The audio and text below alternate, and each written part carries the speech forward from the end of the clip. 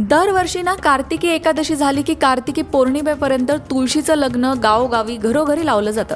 मग माझ्या मनात प्रश्न आला की यामागे नक्की कारण काय आहे. पौराणिक कथा वगैरे ठीक आहे, पण नक्की कारण काय आहे. तुळशी विवाह केल्याने आपल्याला काय फायदा होतो. याचं उत्तर शोधलं तेव्हा असं सापडलं की पुराणात असा उल्लेख आहे की तुळशी विवाहात सहभागी झाल्याने किंवा तो विधीपूर्वक केल्याने एका यज्ञा इतकं पुण्य मिळतं. त्याचबरोबर ज्यांच्या घरात लग्नासाठी मुलामुलींसाठी स्थळं बघितली जातात, म्हणजेच विवाहयोग्य मुलं मुली आहेत, अशांनी तर तुळशी विवाह आवर्जून करावा. लग्नाचे योग लवकर जुळून येतात. तुळशी विवाह करणाऱ्याच्या घरात माता लक्ष्मीचा वास असतो. जर घरात खूप मतभेद भांडणं असतील तर तुळशी विवाह करायला सांगितला जातो, कारण त्यामुळे घरात एकमेकांमध्ये प्रेम वाढतं.